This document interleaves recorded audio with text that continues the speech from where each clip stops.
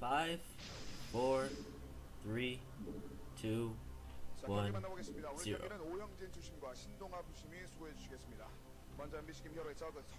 Welcome everybody, this is the first set of the Shinhan Bank Pro League MBC Game Hero vs SKT1.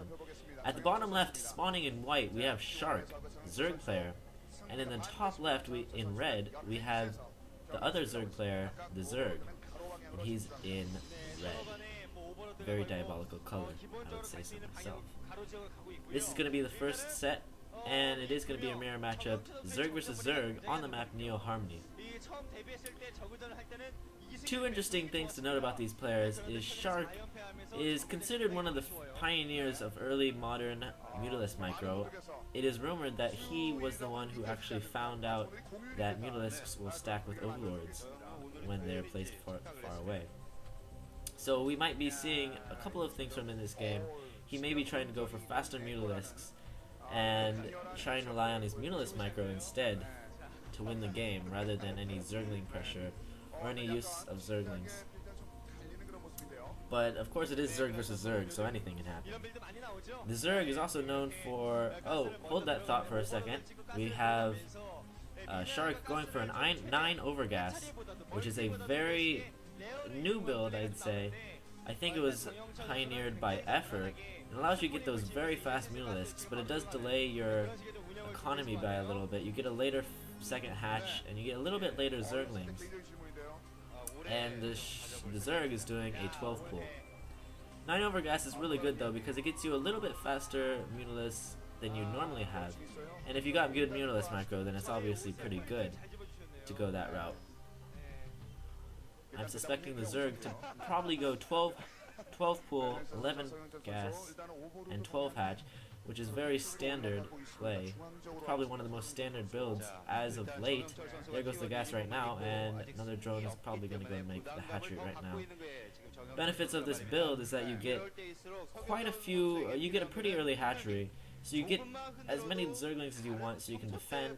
As well, you get that second expansion so you can get that second gas as soon as possible.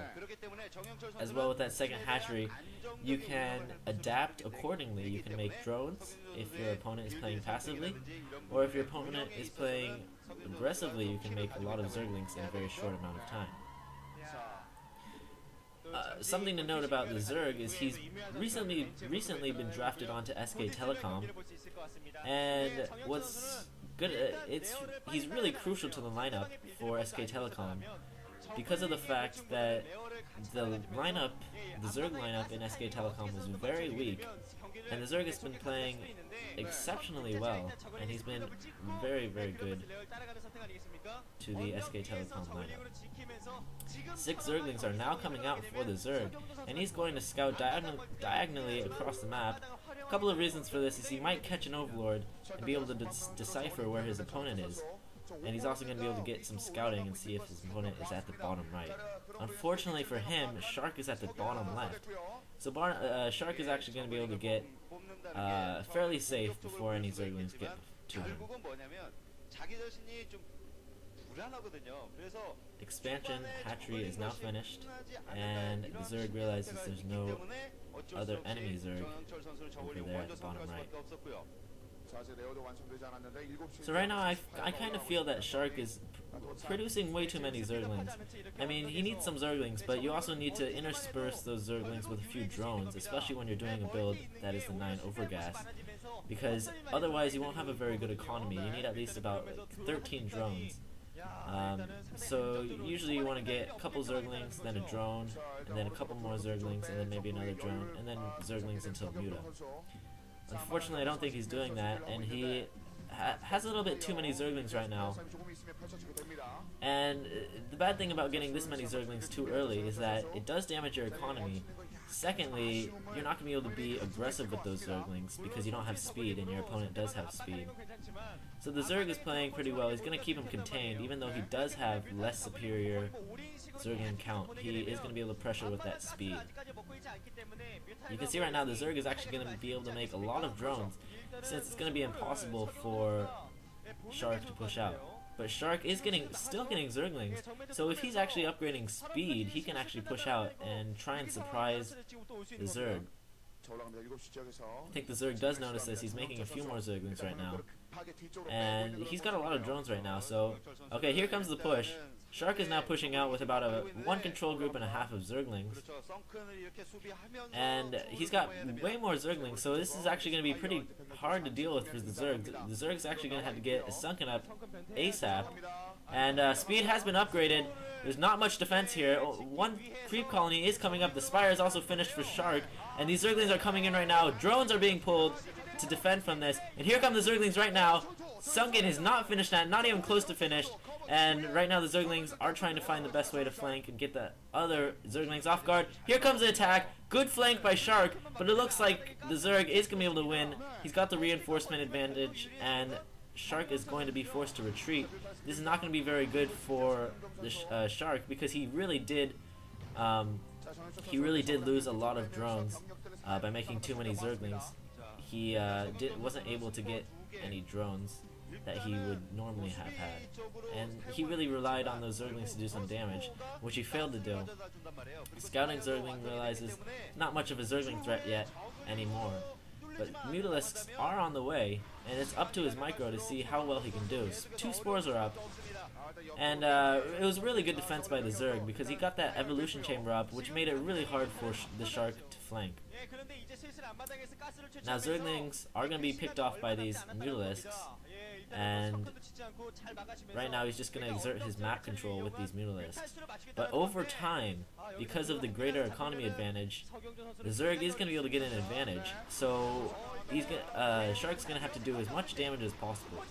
Gas is going up in the natural. Shark is probably going to try and mine with that second hatchery. Right now these Mutalisks attacking that spore, not a very good idea when your opponent does have Mutalisks as well. And regardless, he still has way superior army numbers, but he took way too much excess damage by attacking that. Now he's going to go and pick off those gas drones. And pretty nice micro right there. But wow, surprisingly, Shark, actually not too surprisingly because he didn't have any drones, not any Zerglings, and this is going to force Shark to retreat. And the Zerg is pushing up right now. There's no defense here, and the Zerg can really take out a lot of drones here, which are absolutely crucial in this matchup. Zergling is picking off those drones on the gas, but actually Shark is able to defend from that. However, it's still going to hurt him a lot, because there's just going to be that ever-present threat of Zerglings, and at the same time, the Zerg's Mutalist force is getting larger and larger. As long as the Zerg can buy time with these Zerglings going in and picking off drones, then Shark is really not going to be able to win this, because he does not have the superior economy that Zerg has. So every time those Zerglings come to attack, he's going to have to bring back his Mutalisk. And this is very nice. Zerglings coming in, they're going to pick off 2 drones already. More drones are going to go down. More Zerglings are coming in. This is a very nice strategy, because it's going to force those Mutalisks to come back. As well, he did get a few drone kills, so it was definitely worth it. That's a very nice strategy, to hide a few Zerglings off of somewhere in the map, and then you can pick off drones when your enemy is not ready. Looks like there's going to be a counter here. Scourge getting picked off, and wow, there's a lot of Scourge there for red. The Zerg is going to be able to pick, oh my god, tons of Mutalisks are going to go down right here. There's just too many Scourge, too many Mutalisks, and Shark just lost his entire Mutalisk force right there. And this is going to be GG right here. There's just way superior army here, and GG.